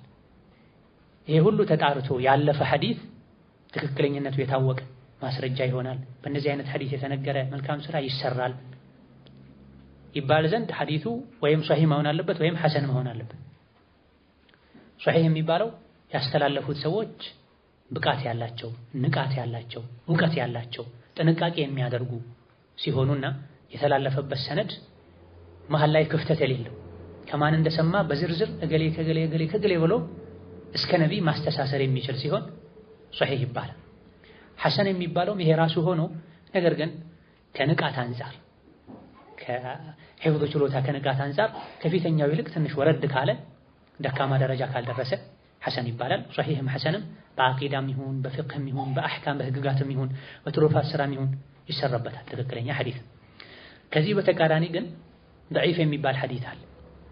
ضعيف የሚባለው ቀደም ሲል ለሶሒህ ሐዲስ የተቀመጡ መስፈርቶችን ያላሟላ ከሆነ ሐዲሱን ያስተላለፉት የማስታወስ ችሎታቸው በጣም የወረደ ከሆነ የሚረሱ የሚሳሳቱ የሚቀላቅሉ ከሆነ አሊያ ደግሞ የሚዋሹ ከሆነ አሊያ ደግሞ ሰነዱ ክፍተት ካለበት ከገሌ ይዞ ከነቢ ከአቡ ሁረይራ ተብሎ የሚዘረዘርበት የዘገባ ሰንሰለት ላይ በዚህ መሃል አንድ የአቂዳ ችግር ያለበት ሺዓ የሆነ ጃህሚ የሆነ ሰው ካለበት በሌላ ካልተተካ አሊያ ደግሞ ይዋሻል ታማኝ አይደለም ከተባለ አሊያ ደግሞ እሱ እገሌን መች አገኘውና እገሌ የተወለደው የሞተው እንደዚህ አይነት አመት እሱ ደግሞ በዛ ጊዜ አልተወለደም ነበር ወይም ህፃን ነበር ተብሎ ጥናት ተደርጎ ወርቅና ብር የሚሸጡ ሰዎች የወርቅና ብርን ትክክለኛነት ከሚያጣሩት በላይ ዑለሞች የሐዲስ አዋቂዎች ሐዲስን ያጣራሉ። እኔ በህይወት ያለው ነቢ ላይ አይዋሽም የሚሉ ነበሩ።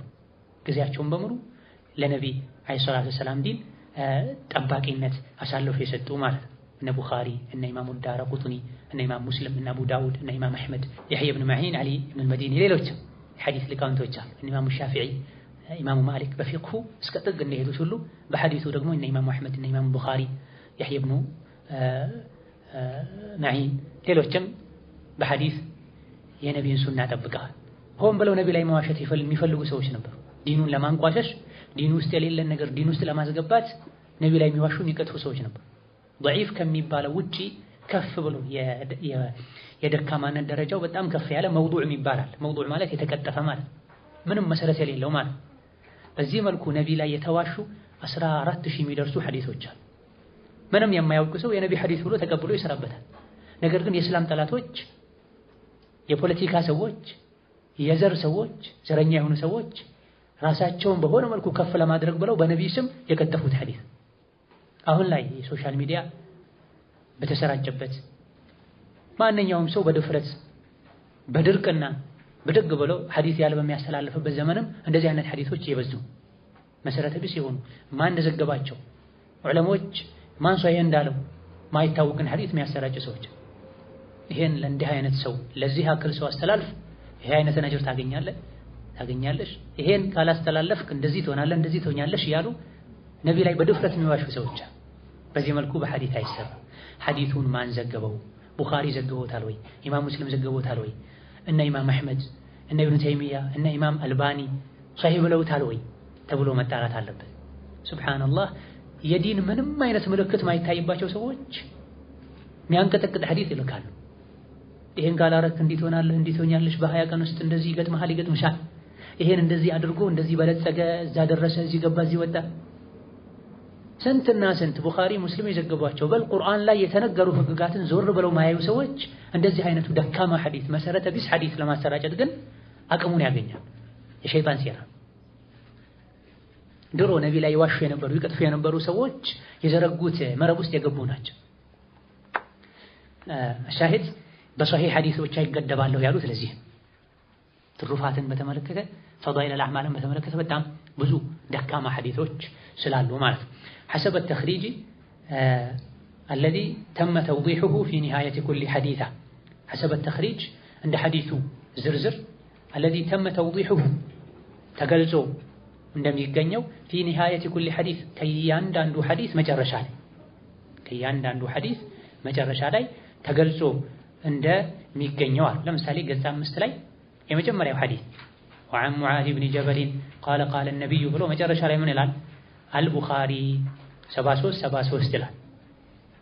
ገጽ 5 ላይ አሁን ካለንበት ገጽ ቀጥሎ ያለው በስተግራ وعن معاذ بن جبل የሚለው ሐዲስ ካንቀጹ በኋላ መጨረሻውን معنى شهادة أن لا إله إلا الله ከሚለው በፊት አልቡኻሪ 73 ይላል። ቡኻሪ ውስጥ 7500 አካባቢ ሐዲሶች አሉ። ሷሂህ የሆኑ ትክክለኛ ሐዲሶች። እነዚህ ሐዲሶች 1 2 3 4 5 1000 2000 3000 7000 7500 እያሉ ነው የሚቀጥሉት። አልቡኻሪ የኪታቡ ስም ነው ምንጩ። ቡኻሪ ውስጥ ስንተኛው ሐዲስ 7373ኛው ሐዲስ ላይ አለ ይሄ ሐዲስ ማለት ነው። እንደዚህ ያለ ሁሉ በየገጹ ሐዲሱ ካለቀ በኋላ መጨረሻ ላይ የሐዲሱን ምንጭ የሚጠቅሱበት መንገድ ተኽሪጅ ይባላል። ተኽሪጅ ብሎ ማለት ሐዲስን ከምንጩ መዘገብ ምንጩን መጠቆም ማለት ነው። ዝም ብሎ በሐዲስ እንዲህ ተብሏል ተብሎ አይታለፍም።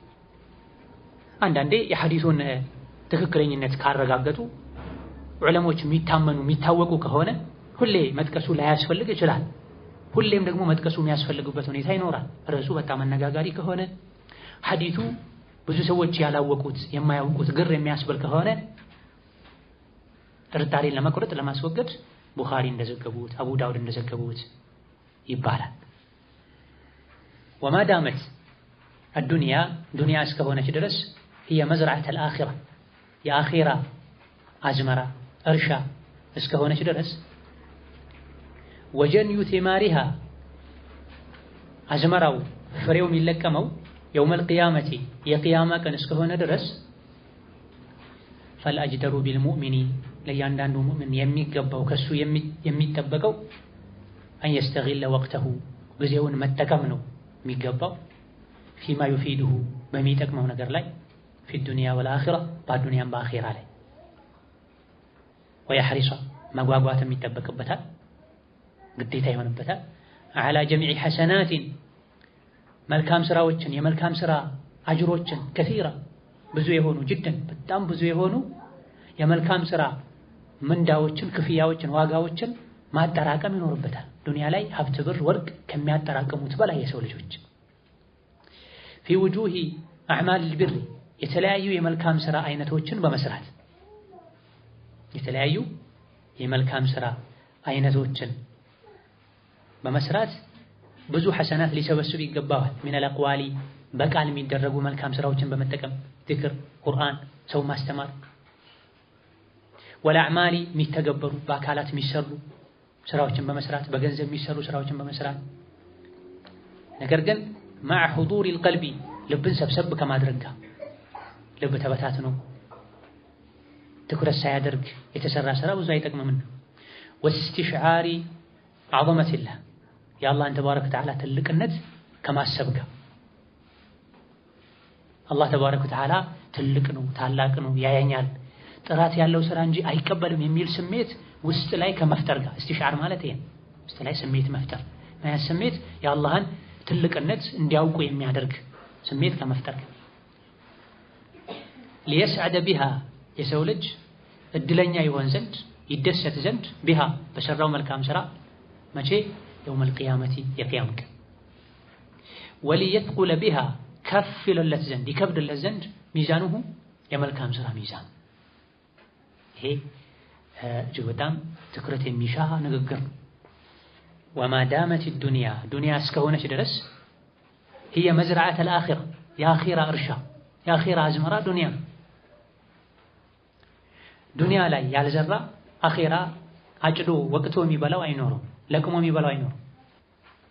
ወማ ዳመት الدنيا هي مزرعة الآخرة ዱንያ የአኺራ መዝረዓ እርሻ አዝመራ እስከሆነች ድረስ ወጀንዩ ቲማሪሃ ፍሬው ደግሞ የሚለቀመው የውመል ቂያማ የቂያም ቀን እስከሆነ ድረስ ከኛ የሚጠበቅ ነገር አለ። ይሄን ካወቀ ለስሙ የሚያውቁ ግን ከልባቸው የማያውቁ ብዙ ሰዎች አሉ። ዱንያን እስከ መጨረሻ ያሳምሯታል ያስውባታል አኺራን ግን ሆና ባዶ ያደርጉታል። ለአኺራ ምን ሰርቻለሁ ነገ አላህ ፊት ስቆም ምን ይዤ ነው የምሄደው ድንገት አሁን በሞት አላህ ዘንድ አለኝ ብለው የምተማመንበት ነገር ምንድነው ልንል ይገባል። መዝራት ብቻም አይበቃም መትከል ብቻም አይበቃም መንከባከብ ማረም ውሃ ማጠጣት ያስፈልጋል። ዱንያ ላይ እንኳን የተዘራው የተተከለው አፍርቶ ምርት ደርሶ ለመብላት ለመጠቀም መሬት ላይ መበተኑ ብቻ አይበቃም። በየጊዜው የሚሰሩ ስራዎች አሉ። አርሶ አደር ገበሬ ያውቃል። የኢትዮጵያ ሕዝብ አብዛኛው በግብርና የሚኖር ነው። ስለ ግብርና የሚያውቅ ነው በማየት ወይም በመማር። አንድ የጤፍ ለመዝራት 3 ጊዜ 4 ጊዜ 5 ጊዜ ማረስ ሊያስፈልግ ይችላል። ተዘርቶም በተደጋጋሚ የሚሰሩ ስራዎች አሉ። ሌሎችም ምርቶች ላይ ሆነው የሚባሉ በቆሎም ላይ ማሽላም ላይ ያለ መዝራት መኖር አይቻልም። ገጠርም ከተማም ላይ አንዴ ዘርቻለሁ ተብሎ ቁጭ አይባል። የተዘራው ታጭዶ ተወቅቶ ለገበያ እስኪቀርብ ጎተራው እስኪገባ ድረስ ሁሌ ስራ። ከዛ ብዙውን ሳያርፉ እንደገና ለሚቀጥለው ዓመት መዝራት ይጀምራል። የተዘራው የተወቃውን ሰርቶ ለማብሰል ለማዘጋጀትም ብዙ ይለፋል። ታዲያ ዱንያ ላይ ለመኖር ሁሉ ልፋት የሚያስፈልግ ከሆነ ይሄ ካልተለፋ ማይኖር ከሆነ አኺራ ታዲያ ምንድን ነው የለፋንለት? የአኺራ ህይወት ቋሚ ከመሆኑ ጋር ካልሰሩ የማይቻል ከመሆኑ ጋር ዱንያ ላይ ብዙ ጊዜ ሳይሰራ አይኖርም። ያልሰራ ሰው አይበላም፣ መኖር አይችልም። ነገር ግን አንዳንዴ ለምኖ ሊኖር ይችላል። ከቤተሰብ ጋር ተጠግቶ ሊኖር ይችላል። የተወሰነ ጊዜ ተቸግሮ ከጊዜ በኋላ ፈረጅ ሊያገኝ ሊገላገል ይችላል። አኺራ ላይ ግን ይሄ የለም። ያልሰራ ሰው አኺራ ላይ ጀነት ላይ ህይወት የለው። ሙስሊም በመሆን ሙእምን በመሆን አኺራ ላይ ማረፊያ መግቢያ ሊኖር ይችላል። ነገር ግን ብቻውን አይደለም፣ ከኢማን ጋር መልካም ስራ ያስፈልጋል። ለዚህም ነው መጀመሪያ ተውሂድን አስተካክሉ የሚል መመሪያ መጥቶ አስከትሎ ሶላት ስገዱ፣ ዘካ ስጡ፣ ጹሙ፣ ሐጅ አድርጉ፣ ጂሃድ አድርጉ፣ በመልካም እዘዙ፣ ከመጥፎ ከልክሉ፣ ሴቶች ወይ ሒጃብ አድርጉ የሚሉ አንቀጾች የመጡት ህጎች የመጡት ማመኑ ብቻ በልብ ማመኑ ብቻ ላኢላሃ ኢለላህ ማለቱ ብቻ አኺራ ላይ ያለን ህይወት የተሟላ ያደርገው። ፈመን ዘረዐ አልሑቡበ ወማ ሰቃሃ ተአወሀ ናዲመን የውመል ሒሳቢ ተብሏል። እህል ዘርቶ ውሃ ያላጠጣ የቅያም ቀን በቁጭት ይሞታል ማለት ነው። ለስሙ አመኛለሁ እኔ ሙስሊም ነኝ፣ ግን ይህ የኢማንን ዛፍ ውሃ ግን ያጠጣሁት አይደለም። የኢማን ዛፍ ውሃው ምንድን ነው? ቁርአን መቅራት፣ ሶላት መስገድ፣ ጾም ማብዛት፣ ዱዓ ማብዛት፣ ሰደቃ ማብዛት፣ ደግነት፣ መልካምነት፣ ኢስቲግፋር ማብዛት። ይሄን ውሃ ማጠጣት ነው። እቤት ደጅ ላይ አበባ ቢተከል ወይም የሚያፈራ ዛፍ ቢተከል ውሃ ካላጠጡት ይደርቃል፣ ይጠወልጋል። ኢማንም ካልኮተኮቱት፣ ካልተንከባከቡት፣ ካልጠበቁት ይደክማል። ስንኮተኩተው ስንጠብቀው አላህን ስናስታውስ አኺራን ስናስታውስ መልካም ስራ ስንጨምር ወንጀል ስንቀንስ ስንተው ኢማኑ ጠንክሮ ጠንክሮ ጠንክሮ ሱራጥን አሻግሮን ጀነት ላይ በጸጋ ያኖረናል። እዚህ አንዴ ሱብሃንአላህ ስንል አኺራ ላይ አትክልት ይተከለልናል። አልሐምዱሊላህ ስንል ሌላ ይተከላል። ላኢላሃ ኢለላህ ሌላ ይተከላል። አላሁ አክበር ሌላ ይተከላል። አንዴ ሰደቃ ስንሰጥ አኺራ ይተከላል ችግኝ። ሰላት ስንሰግድም ይሁን ስንጾምም ይሁን እዚህ የሰው ልጅ ምድር ላይ ኸይር ስራ መስራት እስካላቆመ ድረስ አኺራ ላይ መላእክቶች ለሱ ጀነት ማዘጋጀት መትከል መኮትኮት አያቆሙም ተብሎ ስራ ሲያቆሙ ሙእሚኑ እዚህ እነሱም እዛ ስራ ይፈታሉ ተብሎ ይሄን ሳሉ ታምሯቸው ላይ ቅርጽ አሁን የምታዩት አስመስሉ። ሰራተኛ አለቃው ቆሞ ካሰራው ይሰራል። ክፍያው ስለሚጨመር ጥሩ ጎበዝ ሰራተኛ ስለሚባል አዞት ከሄደና አሰሪ መቆጣጠር ካቆመ ሰራተኛ ይቆማል። የሚሰራበትን መሳሪያ ተደግፎ ይቆማል፣ ይተኛ።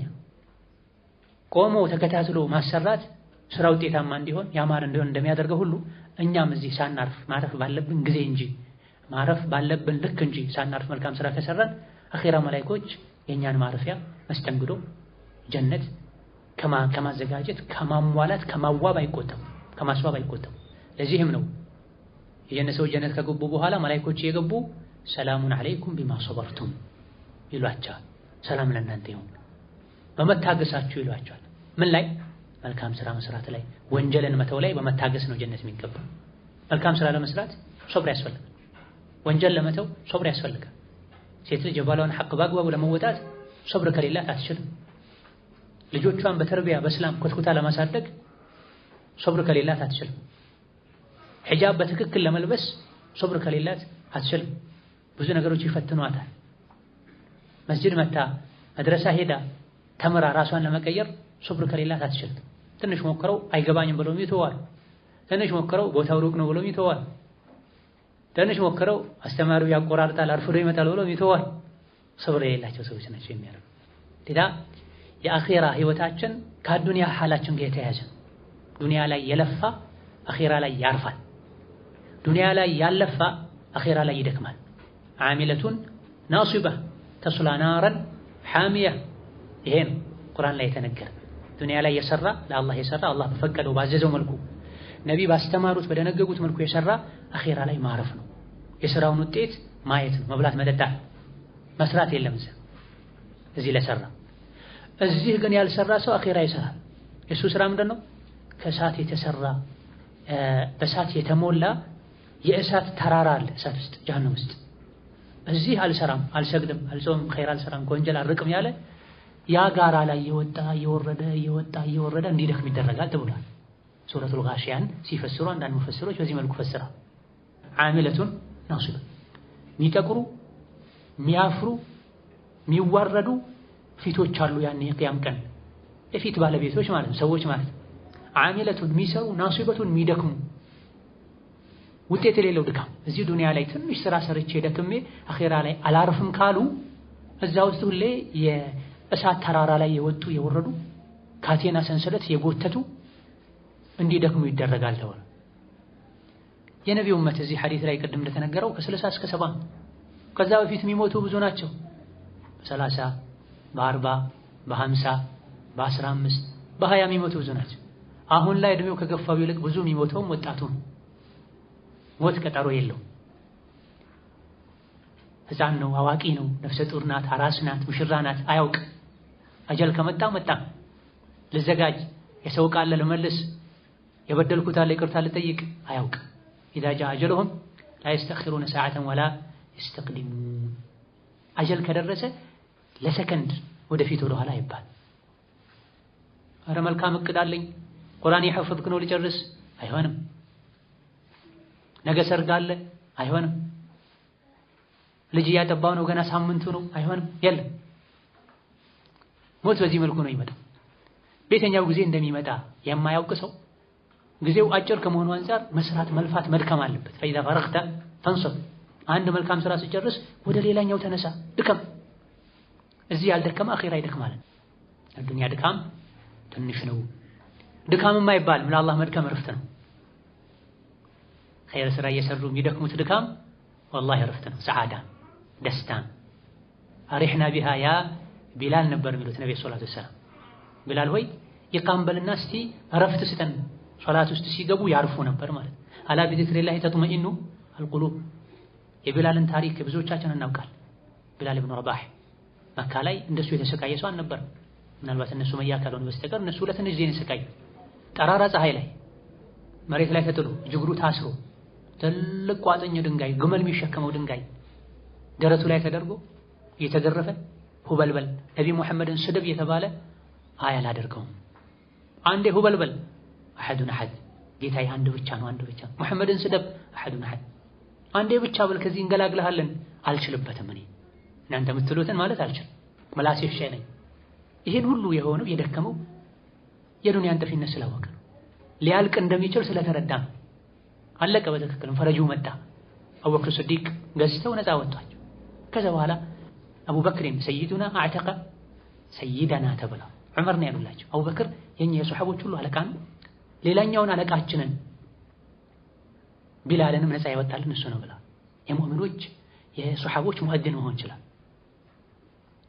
ጀነት በገባሁ ቁጥር ከፊቴ የሆነ ድምጽ ሰማለሁ፣ ከፊቴ አያለሁ፣ ምን ስራ በሰራ ነው ብለው ነብይ ቢላልን ጠይቃል። ያን ሁሉ ስቃይ መከራ ተዓብ በመቋቋሙ በመሸከሙ ነው ቢላል ይሄን ማድረግ ያገኘ። ነብይ ጀነት በገባሁ ቁጥር እዚሁ ዱንያ ላይ ያሉ አላህ ጀነት ያስገባቸው ነብይ አለይሂ ሰላቱ ወሰላም ያሳያቸው ነበር ጀነትና ጀሃነምን። ጀነትን አላህ አሳየኝ፣ እንደዚህ የሚያስደስት ነገር አይቼ አላውቅም። ጀሃነምን አላህ አሳየኝ፣ እንደዚህ የሚያስፈራ ነገር አይቼ አላውቅም ብሏል። የሆነ ጊዜ ሶላት ያሰገዱ ወደፊት ሄዱ፣ መቆሚያውን ለቀው። እንደገና ደግሞ ወደ ኋላ አብዝተው ተመለሱ። ከሶላት በኋላ ሲጠይቋቸው ወደፊት የሄድኩት አላህ ጀነትን አሳይቶኝ ነው፣ የጀነት ፍሬ ተንጠልጥሎ ሳይ ላመጣላችሁ ነበር የሄድኩት፣ ባመጣው እስከ ቅያማ ሳያልቅ ትብሉት ነበር። ወደ ኋላ የሸሸሁት ደግሞ አላህ እሳትን መልሶ ሲያሳየኝ ነው፣ ፈርቼ ነው የሸሸሁት ብሏል አለይሂ ሰላቱ ወሰላም። እናንተ ማታዩትን አያለው፣ እናንተ ማታውቁትን አውቃለሁ ብሏል ነብዩ ሰለላሁ ዐለይሂ ወሰለም። ጀነትን ጀሃነምን አላህ እዚሁ ያለው አሳይቷቸው። በዚህ መልኩ ጀነት ሲገቡ አላህ ሲያስጎበኛቸው ከፊታቸው ቢላልን አይተዋል። ምን ያረክም አሁንም ስራ ነው ቢላል ለዚህ ያበቃቸው። መጀመሪያ ከመድከማቸው ከመሰቃየታቸው በተጨማሪ ያ ረሱላህ እኔ ለዚህ ያበቃል የምለው ነገር የለም፣ ነገር ግን ምን ጊዜ ምን ይውዱ ካረኩኝ የሶላት ወቅት የፈርድ ሶላት ወቅት ባይሆንም ውዱ አድርጌ ሶላት ሳልሰግድ አልተውም፣ የገራልኝን ያክል ሶላት ሰግድበታለሁ በየጊዜው ባደረኩት ውዱ። ይሄ ሱነተል ውዱ ይባላል። የትኛውም ሰዓት ላይ ውዱ ያደረገ ሰው ካስለመደ ሶላት የሚከለከልበት ወቅትም ቢሆን 2 ረካ 4 ረካ 6 ረካ መስገድ ሱና። ከዚህ ውጪ የማውቀው የለም። ለዚህ ማድረግ ያበቃቸው ስራ ተዓብ ሶላት መስገድ ሊያደክም ይችላል፣ ጊዜ ሊሻማ ይችላል። ነገር ግን አኺራ ላይ ያርፋል። ጾም ሊያደክም ይችላል፣ አኺራ ላይ ያሳርፋል። ባይሆን ቢላል ከነቢ ፊት ሲሄዱ ታዩ ማለት ከነቢ ይበልጣሉ ይቀድማሉ ማለት አይደለም። ቢላል ከነቢ ፊት ሄዱ ማለት ከነቢ ይበልጣሉ በደረጃ ማለት አይደለም። እንማ የተፈለገው እንደ ኻድም ማለት ነው፣ እንደ አጃቢ ማለት ነው። እዚህ ዱንያ ላይ በዚህ መልኩ ነቢን ይኻድሙ ያጅቡ ስለነበረ አኺራም ላይ ቀጠለ ማለት ነው። ማን ያገኘዋል? ስንትና ስንት እዚህ ከሰው ጋር ተቀላቅሎ ተመሳስሎ ይኖራል። የቂያም ቀን ግን በደረጃ ማይገናኝ ሰው እሳትም ይሄድ ሰው ሊኖር ይችላል። አንዱ ጀነት የገባ ሌላኛው እሳት ይሄዳል። ነዑዝ ቢላሂ ሚን ዛሊክ። ኢዛ ዱንያ የአኺራ እርሻ ነው። እዚህ ዱንያ ላይ በሚታረስበት ጊዜ መተኛትን መጫወትን የመረጠ ሰዎች የዘሩትን ሲያጭዱ እሱ ቁጭት ያጭዳል። ሰዎች ሲሰሩ ሲለፉ ሲማሩ ህይወትን ለመቀየር ሲጥሩ እሱ ማረፍን መዝናናትን የመረጠ ሰዎች ስኬት ላይ ደርሰው በልፋታቸው ሲደሰቱ እሱ ያፍራል፣ አንገቱን ይደፋል፣ የሰዎችን ትርፍራፊ ይለምናል። ያለን አኺራም ላይ ሆኖ የሚባል የአላህ ባሮች ሲለፉ ሲደክሙ ዒባዳ ሲያደርጉ የተኛ የሰነፈ አኺራ ላይ የሚያገኘው ነገር አይኖርም። የጀሃነም ካቴና ነው የሚያገኘው፣ የጀሃነም ሰንሰለት ነው የሚያገኘው። ፍሬው የሚለቀመው ደግሞ ዱንያ የተሰራው መልካም ስራ አኺራ ላይ የተሰራው ዒባዳ ኸይር ስራ ፍሬው የሚለቀመው የውመል ቂያማ ነው። ሁለቱም ደግሞ ገና ፊት ለፊት ነው ያሉት፣ መምጣታቸው አይቀርም። በአኺራ የሚያምን ሁሉ ሙእሚን የሆነ ሁሉ በአኺራ አምኖ ነው ሙእሚን የሚሆነውና የምሰራው መልካም ስራ በሙሉ አኺራ ላይ እጥፍ ድርብ ሆኖ ይጠብቀኛል የሚል ሙእሚን አን የስተጊለ ወቅተሁ ፊማ ዩፊድሁ ፊ ዱንያ ወልአኺራ በዱንያ በአኺራ በሚጠቅም ነገር ላይ ጊዜውን ሊያሳልፍ ወየሕሪሱ ዐላ ጀምዒ ሐሰናትን ከሲረትን ጅዳ ብዙ መልካም ስራዎችን በመሰብሰብ በማጠራቀም በማከማቸት ሊጠመድ ሊጓጓ ይገባዋል። ሰዎች ወርቅና ብር ለማከማቸት የማያደርጉት ጥረት የለም። በየጊዜው ውድ ዕቃ ምንድነው ያሉ እያጠያየቁ እንደ ዘመኑ ከዘመኑ ጋር እየተራመዱ ይሄን የሚያደርጉ ሰዎች አሉ።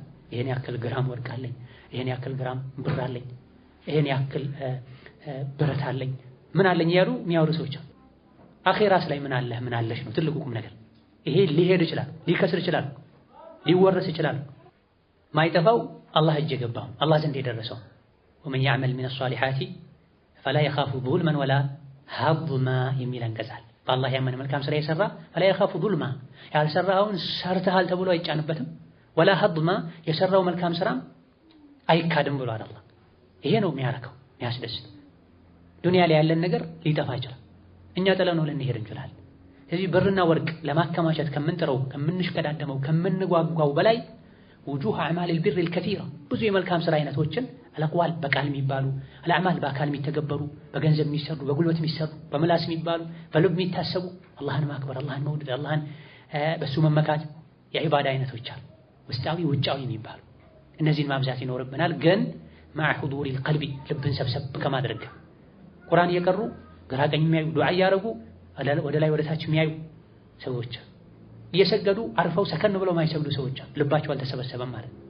ወስቲሽዓሪ ዐዘመቲላህ የአላህን ትልቅነት ከማወቅ የአላህ ፍራቻ ስሜት እንዲሰማን ከማድረግ ሶላት ስንሰግድ ሰከን ብለን መስገጃችን ስጁድ የምንደፋበትን ቦታ ብቻ እያየን ቁርአን ስንቀራ ፊት ለፊት አላህ እያናገረኝ ነው አላህ እያየኝ ነው የሚል ስሜት ዒልም ስንማርም እንደዚሁ የትኛው ዒባዳ ስናደርግ በዚህ ሹዑር ሊሆን ይገባዋል።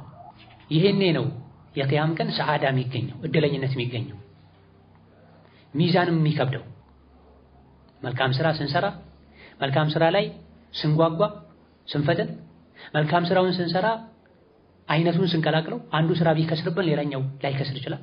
አንዱ ተቀባይነት ቢያጣ ሌላኛው ተቀባይነት ሊያገኝ ይችላል። አንዱ ቢጎድል ሌላኛው ሊያሟላልን ይችላል። ለዚህ ነው ብዙ አይነት ዒባዳዎች የተደነገጉት። ነብዩ ሰለላሁ ዐለይሂ ወሰለም አልኢማኑ ቢድዑን ወሲቱነ ሹዕባ ብላ ኢማን 70 ምናምን 60 ምናምን ቅርንጫፍ አለው ብላ ምን ማለት ነው? 70 አይነት መልካም ስራዎች አሉ ማለት ነው። ኢማሙል በይሀቂ ሹዐቡል ኢማን ብለው ሰብስበዋቸዋል። ትልልቅ 8 ሙጀለድ የሚደርስ ክታብ አዘጋጅተዋል በዚህ ዙሪያ ብቻ። ኢማን 70 ምናምን ወይም 60 ምናምን ቅርንጫፎች አሉት። ከፍተኛው ላ ኢላሃ ኢለላህ ማለት ነው። ዝቅተኛው የኢማን ቅርንጫፍ የኢማን አካል ከመንገድ ቆሻሻ ማንሳት ነው። ሐያም የኢማን አካል ነው ብሏል ነብዩ ሰለላሁ ዐለይሂ ወሰለም። ስለዚህ ዒባዳዎችን ልናበዛ አንድ አይነት ዒባዳ ላይ ብቻ ልንገደብ አይገባም። ያልሞከርነው ዒባዳ ሊኖር አይገባም። ስለ አንድ መልካም ስራ ትሩፋት ከሰማን ቢያንስ እንኳን በህይወታችን አንዴ ልንሰራበት ይገባል። ስንት ያልሰራንባቸው የዒባዳ አይነቶች ስላለመድ ነው ስላላወቅን ይሄ ሊሆን አይገባውም። ስራ ስንሰራ ደግሞ ልብ ተሰብስቦ አላህን እየፈራን ሊሆን ይገባል። ይሄኔ ነው የቂያም ቀን እድለኛ የምንሆነው። መስራት ብቻ እድለኛ አያደርግም። እነዚህ መስፈርቶች ሲሟሉ አርጁላህ አላህን እጠይቀዋለሁ ተስፋ አደርጋለሁ አንየንፈዐ ቢሂ በዚህ መጽሐፍ እኔንም አንባቢዎችንም ተማሪዎችንም እንዲጠቅመን መጽሐፉን ጠቃሚ እንዲያደርገው ወአን የጅዐለሁ ኻሊሰን ሊወጅሂል ከሪም የእሱ ፊት ብቻ ተፈልጎ የተሰራ በኢኽላስ የተሰራ እንዲያደርገው ወአን የግፊረ ለና ወሊዋሊዲና ለኛም ለወላጆቻችንም ወለጀሚዕል ሙስሊሚነ ወልሙስሊማት ለመላው ወንድ ሴት ሙስሊሞችም አላህ ምህረቱን እንዲለግስ አልአሕያኢ ሚንሁም ወልአምዋት በህይወት ያሉትንም የሞቱትንም እንዲምራቸው አላህን ጠይቀዋለሁ። ኢነሁ ወልዩ ዛሊካ አላህ የዚህ ባለቤት ነው። ወልቃዲሩ ዐለይሂ የሚችልም ነው። መማር ይቅርታ ማድረግ መጥቀም ባደረጉት ነገር ተጠቃሚ ማድረግ የሚችለው አላህ። ወሰለላሁ ወሰለም ዐላ ነቢይና ሙሐመድ ወዐላ አሊሂ ወሰሕቢሂ አጅመዒን። ይሄ የጸሐፊው መግቢያና የኪታቡ ምንነት ኪታቡ የሚዳሳቸው ርዕሶች ምን ምን እንደሆኑ የታየበት የተዳሰሰበት ክፍል ነው። ወቢላሂ ተውፊቅ። ወሰላሙ ዐለይኩም ወረሕመቱላሂ ወበረካቱሁ።